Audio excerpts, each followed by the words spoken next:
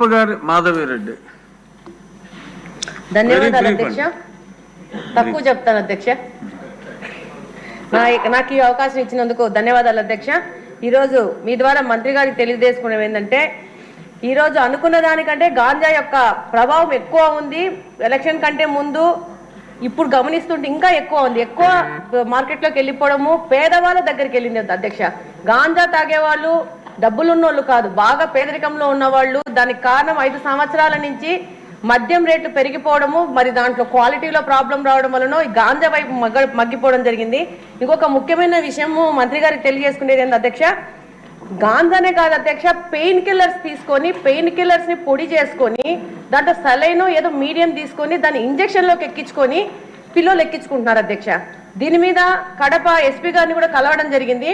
తల్లులు వాళ్ళు మా దగ్గరకు వచ్చి ఆ యొక్క మెడిసిన్స్, మీడియంస్, సిరంజెస్ తీసుకొచ్చి చూపించి, పిల్లలు ఒక్క దాంట్లో కలుపుకొని 10 మంది 15 మంది పిల్లోళ్ళు ఇంజక్షన్ తీసుకుంటున్నారు. ఒకటి, ఆ ఇంజక్షన్స్ వల్ల వాళ్ళకి మత్తు వచ్చేసి ఆ విధంగా ఆరోగ్యం పాడైపోతా ఉంది. రెండో ప్రకారం ఏంటంటే అంటువ్యాధులు ప్రబలే అవకాశం ఉంది అధ్యక్ష. ఆ తల్లులు వచ్చి చెప్పిన విషయం ఏంటంటే, మా పిల్లల్ని తీసుకెళ్లి జైల్లో వేసేయండి, మా పిల్లల్ని మేము ఆపుతుంటే మమ్మల్ని కొడుతున్నారు, ఈ యొక్క మెడిసిన్స్ కొనడానికి వెళ్ళేసి డబ్బులు దొంగతనాలు చేయడము, వాళ్ళ ఇంట్లో కొట్టడము, వాళ్ళ పక్క వాళ్ళ జోలికి పోవడము, ఇలాంటి నేరాలు చేయడానికి అవకాశం వస్తూ ఉంది. మేము కంట్రోల్ చేయలేకపోతున్నాము, మా పిల్లల ఆరోగ్యాలు పాడైపోతుంది, మీరు ఏమన్నా చెయ్యి ఆపండి మేడం అని చెప్తున్నారు. అంటే నాకు అర్థమైంది ఏంటంటే, ఉన్న సమస్య కంటే సమస్య పెద్దగా ఉంది. ఈరోజు మనం కనుక్కుంటే ఏమవుతుందంటే అధ్యక్ష, ఈ యొక్క మెడిసిన్స్ కొరియర్ ద్వారా తెప్పించుకుంటున్నారు. మనకున్న చిన్న సమాచారం ఏంటంటే, బెంగళూరు ద్వారా నుంచి తాడిపత్రికి వచ్చి, తాడిపత్రి నుంచి ప్రొద్దుటూరుకు వచ్చి, ప్రొద్దుటూరు నుంచి కడపకి, దీనికి బిల్లింగ్ ఉండదు, ఏముండదు. మెడికల్ షాప్స్ కొరియర్ ద్వారా తెచ్చుకొని ఆ మెడిసిన్స్ ని ఈ పిల్లలకు ఇచ్చేస్తున్నారు అధ్యక్ష. దానివల్ల ప్రాబ్లం ఏంటంటే, ఎస్పీ గారు చెప్పడము, దాన్ని పట్టుకోవడం ఎట్లా అనేది. దీని ప్రకారం నార్కోటిక్స్ చీఫ్ గారి దగ్గరికి కూడా వెళ్ళి మాట్లాడడం జరిగింది. ఆయన అంటారు, ఇంకా పెద్ద ఎత్తున దీన్ని పెంచాల్సిన అవసరం ఉంది కంట్రోల్ చేయడానికి. అంటే రకరకాల విధానాల్లో, ఒక గాంజా అనుకొని మనం అనుకుంటున్నాము, పెయిన్ కిల్లర్స్, మత్తు పదార్థాలు మెడికల్ షాప్స్ లో కొనే వాటి ద్వారా కూడా పిల్లలు దీనిలోకి వెళ్తున్నారు. తప్పకుండా యువతను కాపాడుకోవాల్సిన అవసరం ఉంది అధ్యక్ష. ఒక్క నిమిషం, దీని ప్రకారం సీసీ కెమెరాలు కూడా పెంచుకోవాల్సిన అవసరం ఉంది అధ్యక్ష. కడప నియోజకవర్గానికి వస్తే దాదాపు అంతకు ముందు ఉన్న కెమెరాలన్నీ ఈ 5 సంవత్సరాలు నిర్వీర్యం చేయడం జరిగింది. ఎక్కడైనా ఏదైనా క్రైమ్ జరిగితే కనుక్కోవాలా నేరస్తులు అంటే కనుక్కోలేని పరిస్థితిలో తయారైపోయింది అధ్యక్ష. ఇంకోటి అధ్యక్ష, మా కడపలో మార్పు అనే పేరు మీద ఈ డి అడిక్షన్ సంబంధంగా ప్రైవేట్ డాక్టర్స్ వచ్చి ఒక సెంటర్ని ఓపెన్ చేసినారు అధ్యక్ష కడపలో. కానీ నేను మీ ద్వారా మంత్రి గారికి తెలియజేసుకునేది ఏంటంటే, ఆ అడిక్షన్ సెంటర్ పైన ఉంటే కింద వచ్చి మద్యం దుకాణం పెట్టారు అధ్యక్ష. అంటే పైన తాగండి, పైన డి అడిక్షన్ సెంటర్కి వెళ్ళండి, కిందికి వెళ్ళి మద్యం తాగండి, మళ్ళా చెడిపోండి, మళ్ళీ పైకి వచ్చి అడిక్షన్ సెంటర్లు వచ్చారండి. దాని మీద పెద్ద ఎత్తున మేము అధికారుల దృష్టికి తీసుకుపోవడం, అక్కడి నుంచి ఆ మద్యం దుకాణం మార్చి కడపలో మార్చి బిల్టప్ సర్కిల్లో కడపలో దాన్ని మార్చి దూరంగా పెట్టండి. ఎందుకంటే ఒక పెద్ద ప్రయోజనం కింద ప్రైవేట్ వ్యక్తులు డాక్టర్స్ వచ్చేసి పిల్లలు దీంట్లో బాధపడుతున్నారు, వీళ్ళని మార్చాలనే ఉద్దేశంని ఈ యొక్క కింద మద్యం దుకాణం పెట్టడం ద్వారా దాన్ని దెబ్బతీసినట్టు అవుతుంది అధ్యక్ష. థ్యాంక్ యూ అధ్యక్ష. ఎమ్మెల్యేస్కి వారి పవర్ వారికి పూర్తిగా తెలియట్లా.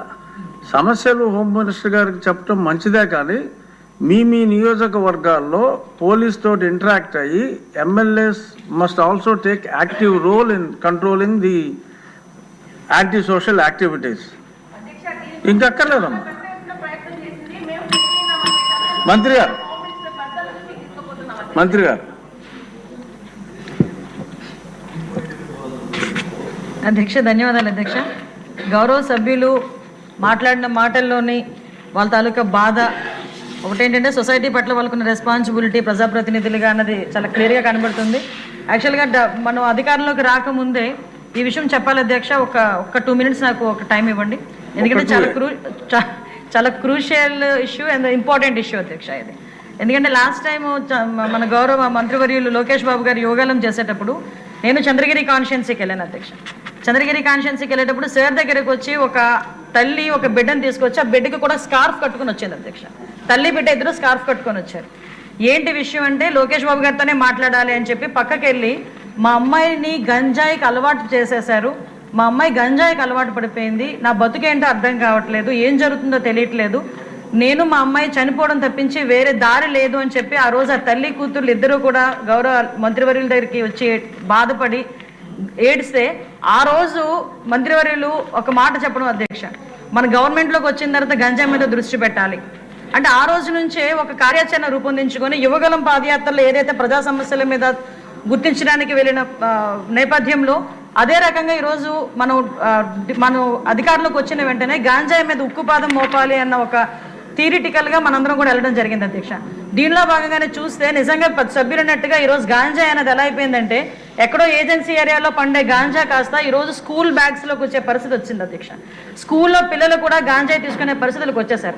అంటే లాస్ట్ 5 సంవత్సరాలు ఇందాక సభ్యులు మన వాసు గారు మాట్లాడినప్పుడు కనీసం గాంజాయి మీద కానీ గాంజా బ్యాచ్ గురించి కానీ బ్లేడ్ బ్యాచ్ గురించి కానీ దౌర్భాగ్యం ఏంటంటే ఒక సీఎం స్థాయిలో ఉన్న వ్యక్తి ఏ రోజు కూడా ఒక రివ్యూ తీసుకోకపోవడం, ఒక ఇన్ఫర్మేషన్ కనీసం తెప్పించుకోకపోవడం, అధ్యక్ష. దీని పర్యవసానం ఏదంటే 5 సంవత్సరాలు దీన్ని క్యారీ ఫార్వర్డ్ చేసుకొని ఈ రోజు ఇంతవరకు రావడం జరిగింది, అధ్యక్ష. దీని నేపథ్యంలో ఈ రోజు ఈ గంజాయిని ఇమీడియట్గా మనం అరికట్టాలి అనుకునేటప్పుడు చాలా ఎక్సర్సైజ్ చేసుకోవాల్సి వస్తుంది, అధ్యక్ష. సిస్టమ్ని కూడా మనం మళ్ళా రిపేర్ చేసుకోవాల్సిన పరిస్థితి ఏర్పడింది, అధ్యక్ష. ఇంతకు ముందు గాంజాయికి సంబంధించి పైనుంచి ఏజెన్సీ నుంచి కిందకు వచ్చే సిచ్యువేషన్లో ఎన్ని చెక్ పోస్టులు ఉన్నాయని నేను వైజాగ్ సిపి గారిని ఒకసారి నేను హోమ్ మినిస్టర్ అయిన వెంటనే మాట్లాడితే కేవలం 2 సీసీ కెమెరాలు ఉన్నాయి, చెక్ పోస్టులు ఉన్నాయి, దాని దగ్గర 2 సీసీ కెమెరాలు ఉన్నాయని చెప్పారు, అధ్యక్ష. అంటే చెక్ పోస్టులు కూడా పెట్టుకోలేని పరిస్థితులు అయిపోయింది. ఈ రోజు మళ్ళా తిరిగి గాంజా నిర్మూలనకి పర్టికులర్గా ఎక్కడెక్కడైతే ఏరియాస్ నుంచి అయితే మనకి ట్రాన్స్పోర్ట్ జరుగుతుందో ఆ ట్రాన్స్పోర్ట్ అన్ని ఏరియాలలోని కూడా చెక్ పోస్టులు ఏర్పాటు చేసుకున్నాం. చెక్ పోస్టుల దగ్గర సీసీ కెమెరాస్ ఏర్పాటు చేసుకున్నాం, అధ్యక్ష. ఏ గాంజా తీసుకునే వ్యక్తి కూడా ఎక్కడ కూడా తప్పించుకోకూడదనే ఉద్దేశంతోనే సర్వేలెన్స్ కింద సీసీ కెమెరాలు ఆల్రెడీ ఫిక్స్ చేస్తున్నాం, అధ్యక్ష. దీని నేపథ్యంలోనే మనం అర్థం చేసుకుంటే, అధ్యక్ష, ఈ 5 నెలల కాలంలో మనం వచ్చిన ఎన్డీఏ గవర్నమెంట్ వచ్చిన 5 నెలల కాలంలోనే సుమారుగా 25,000 కేజీల గాంజాని ఈరోజు పట్టుకొని గవర్నమెంట్ స్వాధీనం చేసుకునే పరిస్థితి, పోలీస్ డిపార్ట్మెంట్ వాళ్ళు పట్టుకొని స్వాధీనం చేసుకునే పరిస్థితి కనిపించింది, అధ్యక్ష. దగ్గర 916 మందిని కూడా ఈ రోజు మనం జూన్ నుంచి అక్టోబర్ వరకు చూసుకుంటే 916 మంది మీద ఆల్రెడీ కేసులు నమోదైన వాళ్ళందరూ కూడా వెళ్ళారు, అధ్యక్ష. ఇందాక గౌరవ సభ్యులు కూడా జైలుకి సంబంధించిన విషయం కూడా చెప్తున్నారు, అధ్యక్ష. ఇంతకు ముందు ఏం జరిగిందన్న దాని గురించి ఈ రోజు నేను చెప్పక్కర్లేదు, మీరు చెప్పక్కర్లేదు, ప్రపంచం అంతా కూడా తెలుసు.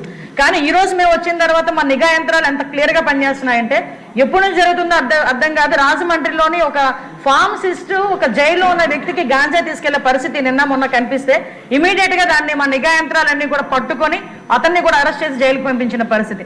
మీరు అన్నట్టుగానే ఎక్కువ ఏజెన్సీ ఏరియాలోని చిన్న పిల్లలు దీనికి ఎడిక్ట్ అయిపోయే పరిస్థితి కనిపిస్తుంది, అధ్యక్ష. ఎడిక్ట్ అవ్వడమే కాదు, అధ్యక్ష, వాళ్ళకున్న ఫైనాన్షియల్ ప్రాబ్లమ్స్ ని బేస్ చేసుకుని వాళ్ళని పావుల కింద వాడుకునే పరిస్థితి ఉంది.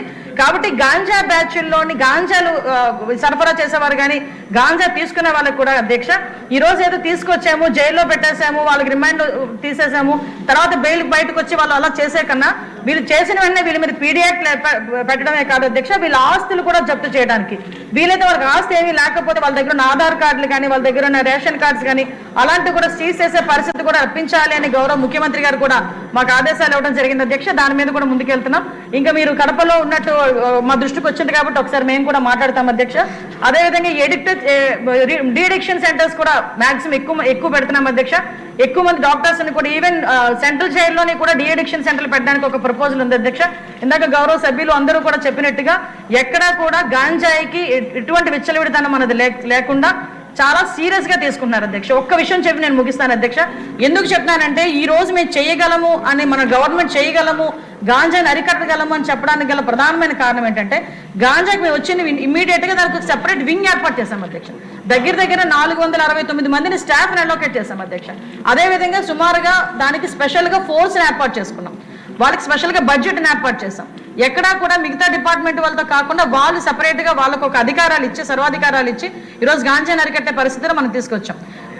5 సంవత్సరాలు ముఖ్యమంత్రిగా ఉన్న వ్యక్తి ఆ పులివెందుల ఎమ్మెల్యే ఈ రోజు అప్పటి వరకు ఎక్కడ కూడా ఒక రివ్యూ చేయకపోతే నాకు తెలిసి 5 నెలల కాలంలో దగ్గర 7 సార్లు గంజాయి విషయంలో రివ్యూ చేసిన ఘనత కూడా గౌరవ ముఖ్యమంత్రి గారికి మన దక్కింది, అధ్యక్ష. కాబట్టి ఇంత కాన్ఫిడెంట్ గా మనం చెప్పగలుగుతున్నాం, అధ్యక్ష.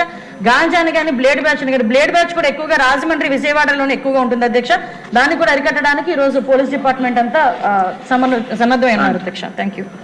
సిన్సియర్ గా పోలీసులు కృషి చేస్తే వాళ్ళు పట్టుకోవడం పెద్ద కష్టం కాదమ్మా.